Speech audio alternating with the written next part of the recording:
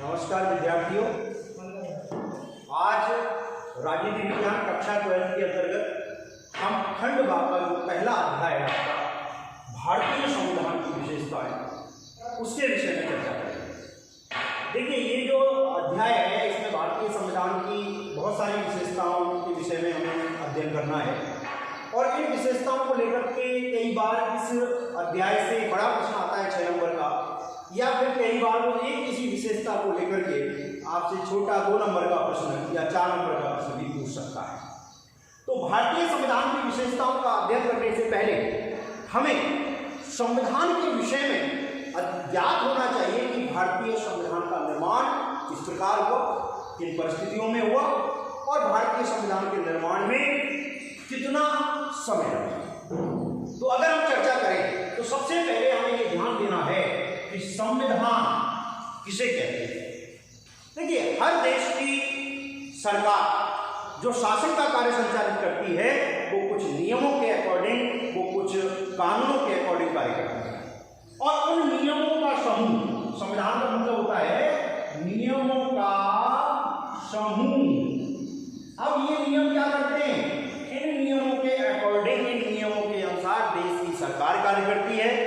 इन नियमों के अनुसार उस देश में रहने वाले नागरिक अपने कानूनों का पालन करते हैं और देश की सरकार के प्रति अपने दायित्वों का निर्वहन करते हैं। उन नियमों को हम संविधान के नाम से संबोधित करते हैं। दुनिया के प्रत्येक देश का अपना संविधान होता है।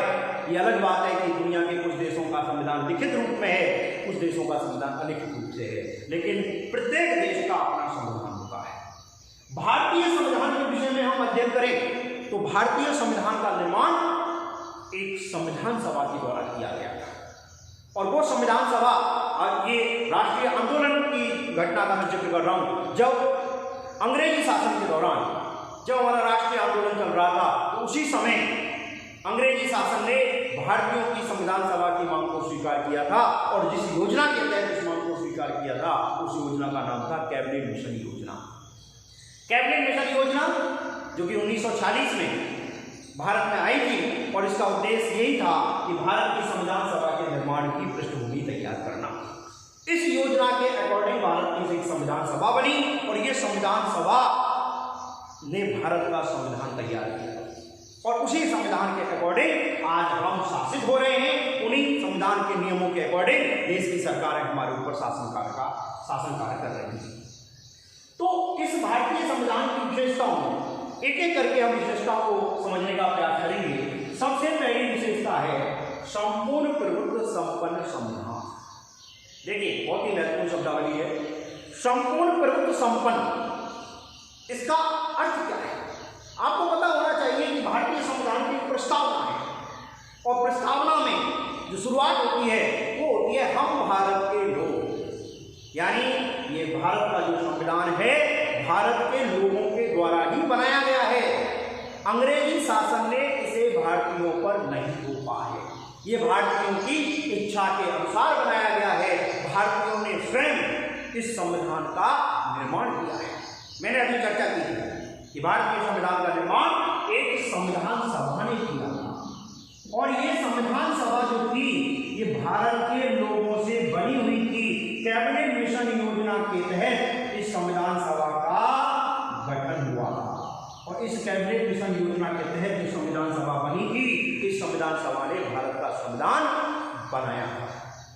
तो जो संविधान हमारा तैयार किया वो भारतीय लोगों के द्वारा तैयार किया गया था और स्वयं अपने ऊपर लागू किया गया था।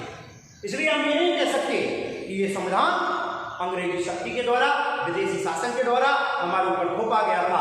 बिल्कुल सही नहीं है। ये संविधान भारत के लोगों के द्वारा स्वयं बनाया गया था और अपने ऊपर इसको स्थापित किया गया था।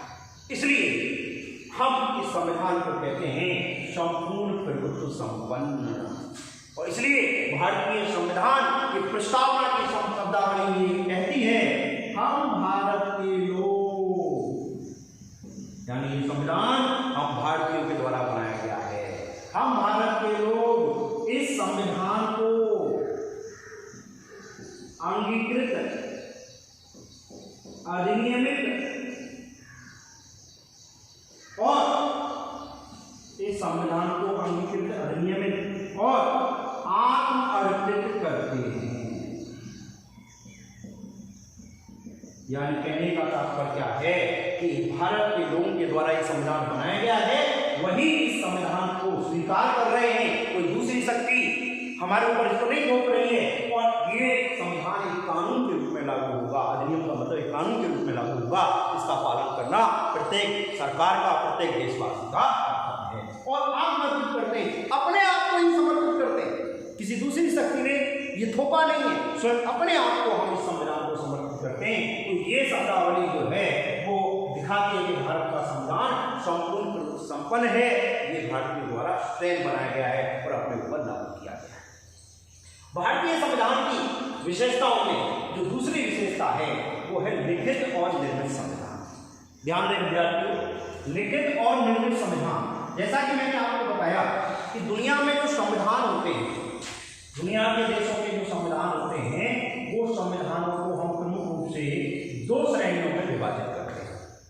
एक श्रेणी को हम कहते हैं अलिखित संविधान और दूसरे संविधान को हम कहते हैं लिखित संविधान।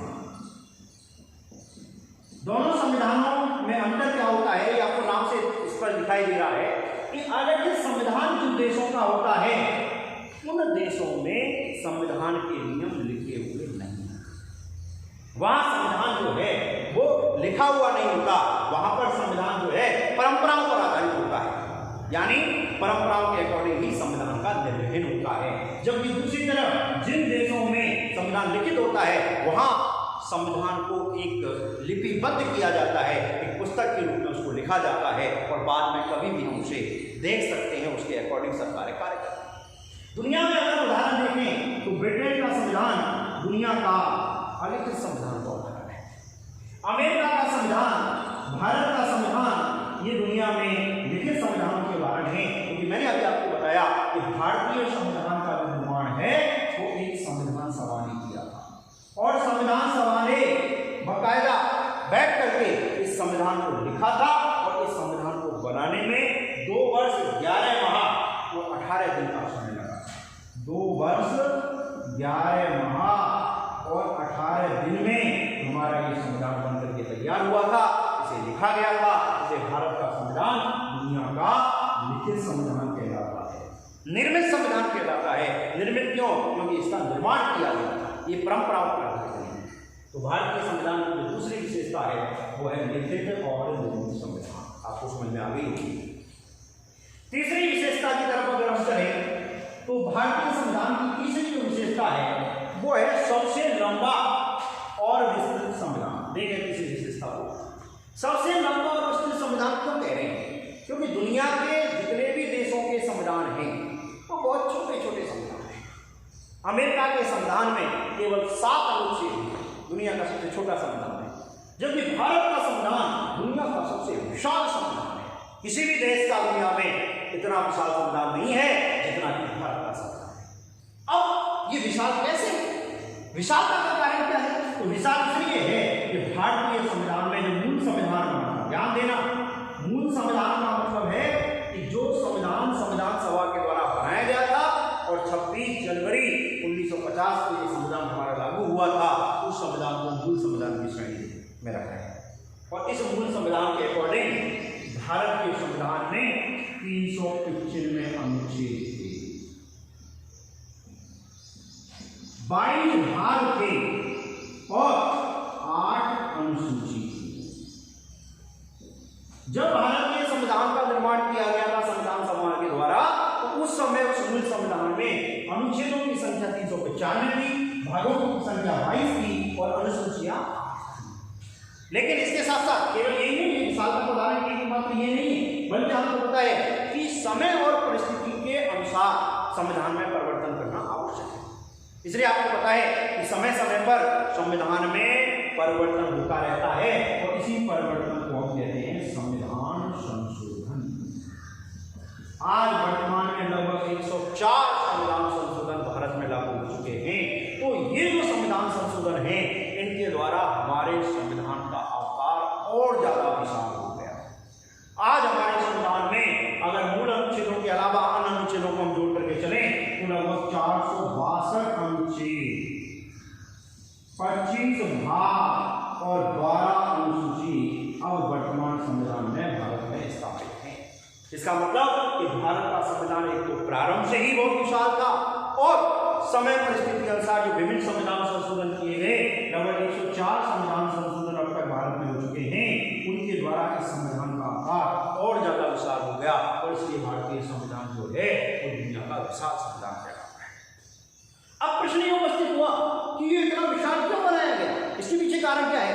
क्योंकि हमारे संविधान निर्माताओं ने दुनिया के देशों से प्रेरणा लेकर हमने दुनिया के प्रत्येक देश से जितने भी अच्छे प्रावधान थे वो सारे के सारे प्रावधान हमारे संविधान में समाहित कर लिए ताकि हम दुनिया को सबसे अच्छा एक आदर्श संविधान दे सकें और इसलिए भारत के संविधान का आकार बड़ा हो गया। दूसरा विशालता का कारण यह था कि भारत में कुछ अनोखी समस्याएं थी। यहाँ अनुसूचित जाति जनजाति के रूप में समाज का बहुत वर्गों में विभाजन था। उन सभी मुद्दों को हमने संविधान में समाहित किया। मौलिक अधिकार के रूप में, नीति निषेध तत्वों के रूप में हमने अलग अलग भाग भारतीय संविधान में स्थापित किए ताकि कोई भी कमी संविधान में ना हो और यही कारण है कि भारत का संविधान का आकार विशाल हो गया। भारत का संविधान दुनिया का सबसे विशाल संविधान बन गया। तो ये भारतीय संविधान की तीसरी प्रमुख विशेषता है कि भारत का संविधान दुनिया का सबसे विशाल संविधान है। ये आपको समझ में आ गया होगा कि भारत के संविधान की विशालता का क्या है। चौथी विशेषता की तरफ अगर हम गौर फरमाएं तो भारतीय संविधान की जो चौथी विशेषता है वो है वयस्क मताधिकार। देखिए वयस्क मताधिकार क्या होता है, आप जानते हैं सब कि हमारे देश में जो मत देने की आयु है वो वयस्कता के आधार पर है और वयस्कता की जो उम्र है वो आपको ये भी पता होना चाहिए कि जब मूल संविधान हमारा बना था, जिस संविधान की बात हम 26 जनवरी 1950 को कर रहे हैं, उस मूल संविधान में इस वयस्क मताधिकार की उम्र 21 वर्ष थी। यानी मूल संविधान के अकॉर्डिंग 21 वर्ष या उससे अधिक उम्र वाला व्यक्ति ही भारत में अपने मताधिकार का प्रयोग कर सकता है। लेकिन मैंने आपको अभी बताया कि संविधान में समय समय पर संशोधन होते रहते हैं, तो यहाँ भी एक महत्वपूर्ण संशोधन हुआ और उस संशोधन का नाम है, वो संशोधन आपके लिए महत्वपूर्ण है, 61वां संविधान संशोधन जो कि 1989 में लागू हुआ था। ध्यान देना, 61वां संविधान संशोधन 1989 ये महत्वपूर्ण क्यों है हमारे लिए? क्योंकि इस संविधान संशोधन के द्वारा जो प्रारंभ में हमारे देश में मताधिकार की उम्र 21 वर्ष थी उसे घटा करके कर दिया गया 18 वर्ष। तो वर्तमान में भारत में मताधिकार की उम्र कितनी है? 18 वर्ष है। आप सभी इससे परिचित हैं कि 18 वर्ष से अधिक उम्र का व्यक्ति वर्तमान में भारत में मत देने का अधिकारी हो जाता है, वोट देने का अधिकारी हो जाता है।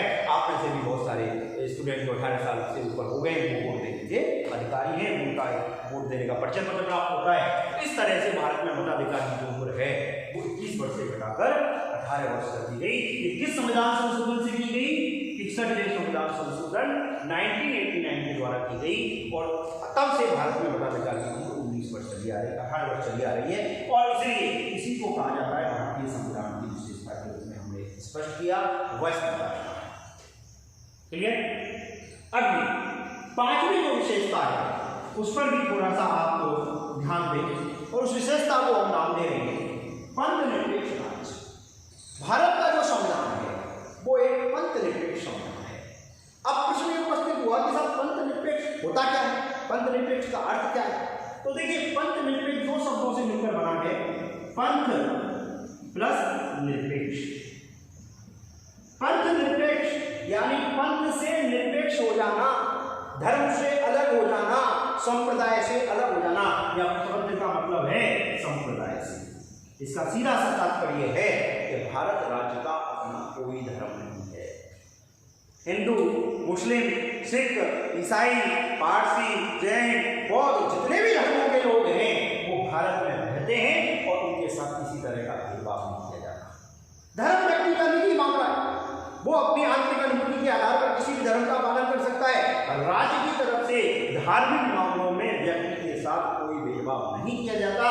राज्य जो है वो हमारे देश में सर्वधर्म समभाव की नीति का पालन करता है, सभी धर्मों को समान भाव से देखता है, किसी भी धर्म के साथ में भेदभाव नहीं करता। ये विशेषता हमारे संविधान की विशेषता कहलाती है, पंथ निर्देशता। और आपको ये पता होना चाहिए कि 42वें संविधान संशोधन 1976 के द्वारा हमने इस पंथ निर्देशता शब्द को हमारे संविधान की प्रस्तावना में स्थापित किया है, ताकि हम अपने देश की पंथ निर्देशता को और ज्यादा मजबूती के साथ दिखा सकें। तो 42वां संविधान संशोधन 1976 इसलिए महत्वपूर्ण है क्योंकि इसके द्वारा पंथ निर्देश शब्द को संविधान की प्रस्तावना में जोड़ा गया। उससे पहले ये शब्द प्रस्तावना में शामिल नहीं था। तो ये भी एक भारतीय संविधान की विशेषता है। अगली विशेषता की तरफ अगर हम देखें तो भारतीय संविधान की अगली विशेषता है समाजवादी राज्य। ध्यान दें, समाजवादी राज्य। हमारा देश एक समाजवादी नीति पर चलने वाला राज्य है। और समाजवाद का तात्पर्य क्या है ये भी आपको पता होना चाहिए, क्योंकि आपके विचारधारा का जो चर्चा रहेगा तो वह उदारवाद, समाजवाद जैसी विचारधारा आपको देखने को मिलेगी। तो समाजवाद का मतलब है कि उत्पादन और वितरण के साधनों पर संपूर्ण समाज का अधिकार होना चाहिए। व्यक्तिगत अधिकार नहीं होना चाहिए, सबका समान रूप से अधिकार होना चाहिए। इसका उद्देश्य है कि देश में कोई भी गरीब नहीं रहे, सभी लोगों का कल्याण हो, उत्थान हो, कल्याणकारी राज्य हो। इसलिए आपको पता है कि भारत सरकार समय समय पर बहुत सारी नीतियां चलाती है। उन सबका उद्देश्य होता है कि निर्धन और वंचित वर्ग के जो व्यक्ति हैं उनका कल्याण हो, तभी जाकर के हमारे देश में समानता स्थापित होगी। समाजवादी राज्य का मतलब है समाज में समानता स्थापित करना, विशेष रूप से आर्थिक स्तर पर समानता स्थापित करना, ये समाजवाद का उद्देश्य है। और इसलिए आपको पता होना चाहिए कि इस भावना को और ज्यादा मजबूत करने के लिए 42वें संविधान संशोधन 1976 के द्वारा समाजवाद शब्द को भी प्रस्तावना में शामिल किया गया, ताकि हम अपनी समाजवादी एकता को और ज्यादा मजबूती के साथ प्रदर्शित कर सकें। इसके बाद अगली विशेषता के रूप में जो बहुत ही महत्वपूर्ण विशेषता है वो है मौलिक अधिकार और मूलधर्म। आपको पता होना चाहिए कि हमारा देश का जो संविधान है उस संविधान के भाग 3 में, ध्यान दें, मैंने अभी आपको बताया संविधान के कितने भाग हैं, मूल संविधान में 22 भाग है। तो उनमें से जो तीसरा भाग है वो नागरिकों के मौलिक अधिकारों का उल्लेख करता है। हालांकि इसके बाद जो अगला आपका अध्याय आएगा उसमें मौलिक अधिकारों और नीति तत्वों के बारे में, मूल कर्तव्यों के बारे में हम विस्तार से चर्चा करेंगे। लेकिन यहाँ पर एक विशेषता के रूप में आपको ध्यान रखना है कि भारत के मूल संविधान यानी जो संविधान 26 जनवरी 1950 को बना था उसके भाग 3 में नागरिकों को 7 मौलिक अधिकार दिए गए। और ये अधिकार क्यों दिए गए थे? क्योंकि अधिकारों के बिना व्यक्ति के व्यक्तित्व का विकास संभव ही नहीं है। अगर मनुष्य का विकास संभव है तो अधिकारों के साथ। और इसलिए संविधान के भाग 3 में और मौलिक अधिकारों वाले चैप्टर में आपको पता है कि भारत के मूल संविधान में 7 मौलिक अधिकार प्रदान किए गए। ये सभी नागरिकों को प्राप्त है, आपको भी प्राप्त है, मुझे भी प्राप्त है। लेकिन एक बहुत बड़ा परिवर्तन ये हुआ जो आपको यहाँ समझ लेना है कि एक मौलिक अधिकार इसमें से हटा दिया गया। और जो मौलिक अधिकार हटाया गया उस अधिकार का नाम था संपत्ति का अधिकार। ध्यान दें, पहले संपत्ति का भी अधिकार हुआ करता था, लेकिन इस मौलिक अधिकार को हटा दिया गया। किस संविधान संशोधन के द्वारा? 44वें संविधान संशोधन 1978 द्वारा संपत्ति के अधिकार को मौलिक अधिकारों की श्रेणी से हटा करके और इसे एक सामान्य कानूनी अधिकार का रूप दे दिया गया। इसे वर्तमान में मौलिक अधिकारों की संख्या कितनी है? 6 मौलिक अधिकार। तो यहाँ 2 तरह के प्रश्न बन गए आपके लिए। एक तो मूल जो संविधान था उसमें कितने मौलिक अधिकार शामिल थे? तो मूल संविधान में 7 मौलिक अधिकार थे। किस भाग में थे? 3 में थे। लेकिन अब वर्तमान संविधान में मौलिक अधिकारों की संख्या कितनी है? 6 है। क्यों? क्योंकि संपत्ति के अधिकार को 44वें संविधान संशोधन अधिनियम 1973 के द्वारा हटा दिया गया। इसलिए वर्तमान में जो नागरिकों को मौलिक अधिकार प्राप्त हैं वो 6 मौलिक अधिकार प्राप्त हैं, जिनकी हम डिटेल से चर्चा आगे करेंगे। जो मौलिक अधिकार वाला चैप्टर आएगा जिसमें पहला समानता का अधिकार, दूसरा आपका स्वतंत्रता का अधिकार, तीसरा आपका जो है शोषण के विरुद्ध अधिकार, चौथा आपका धार्मिक स्वतंत्रता का अधिकार, 5वां संस्कृति और शिक्षा संबंधी अधिकार, 6वां संवैधानिक उपचारों का अधिकार। तो ये 6 मौलिक अधिकार आज भी आपको प्राप्त है, सभी भारतीयों को प्राप्त हैं और इन्हीं अधिकारों के माध्यम से हम सबका विकास भी संभव है। तो ये भी भारतीय संविधान की विशेषता है। लेकिन बाद में ये महसूस किया गया कि भाई अधिकार तो दे दिए गए, लेकिन व्यक्ति का यह दायित्व भी है कि वो भी राज्य के प्रति, वो भी अपने देश के प्रति अपने दायित्वों का निर्वहन करे। इसलिए आगे चलकर आपको पता है ये मूल कर्तव्य वाला जो पार्ट है वो बाद में भारतीय संविधान में जोड़ा गया, मूल संविधान में नहीं था। तो मूल कर्तव्य भारतीय संविधान के भाग 4 का में नागरिकों के 10 मूल कर्तव्य जोड़े गए थे। बाद में एक संविधान संशोधन हुआ, 86वां संविधान संशोधन, जिसके द्वारा एक और मूल कर्तव्य जोड़ दिया गया। तो वर्तमान में मूल कर्तव्यों की संख्या 11 है, यानी वर्तमान में भारतीय नागरिकों के 11 मूल कर्तव्य हैं जिनका उन्हें अपने देश के प्रति पालन करना है। तो ये मूल कर्तव्य वाला भाग जो था 4 का, ये जोड़ा गया 42वें संविधान संशोधन 1976 द्वारा। उससे पहले भारत के संविधान में मूल कर्तव्यों की व्यवस्था नहीं थी। इसलिए आपको इसका ये भी कारण है कि हमारे संविधान का आकार और ज्यादा व्यापक हो गया। और अगली विशेषता के रूप में हम देखें तो एक और चीज हमारे संविधान में शामिल है और वो विशेषता है नीति निषेधता। देखिए, आप समझने का प्रयास करें, मौलिक अधिकार और नीति निषेधत्वों में बहुत बड़ा अंतर है। और अंतर यह है कि मौलिक अधिकार जो हैं वो आपको एक गारंटी के रूप में, अगर आपके किसी भी अधिकार का उल्लंघन होता है तो न्यायालय आपके अधिकारों की रक्षा करेगा। लेकिन उसके साथ साथ बहुत सारे ऐसे अन्य अधिकार भी थे जो नागरिकों को दिए तो गए, लेकिन उनको बाध्यकारी नहीं बनाया गया, उनको एक आदर्श के रूप में स्थापित किया गया और उन्हीं को नाम दिया गया नीति निषेध तत्व। ये इसके लिए भारतीय संविधान में एक अलग भाग बनाया गया, भाग 4। तो इसमें नागरिकों के नीति निषेध तत्वों का उल्लेख किया गया, जिनका उद्देश्य है कि वो देश में समाज कल्याणकारी राज्य, समाजवादी राज्य की स्थापना करेंगे, हर धर्म का हित करने का प्रयास करेंगे। क्योंकि मूल मौलिक अधिकारों में वो सारी बातें सामने नहीं हुई, तो उनमें से जो अधिकार देने आवश्यक थे लेकिन ये कानून के रूप में बाध्यकारी नहीं बनाया जा सकता, उनको नीति निषेध तत्व के रूप में भाग 4 में अलग से स्थापित किया गया। तो ये भी भारतीय संविधान की विशेषता है कि भारतीय संविधान के भाग 4 में नागरिकों को नीति निषेध तत्व प्रदान किए गए हैं, जिनका उद्देश्य देश में कल्याणकारी राज्य की स्थापना करना है, जिनका उद्देश्य एक लोक कल्याणकारी राज्य स्थापित करना है। तो ये सभी जो विशेषता हैं इनके विषय में मैंने आपको चर्चा की। ये सब भारतीय संविधान की विशेषताएं, जिनमें से कुछ विशेषताओं के विषय में हमने आज चर्चा की। अगली क्लास में जो इसकी कुछ और विशेषताएं हैं उनके विषय में हम अध्ययन करेंगे। धन्यवाद।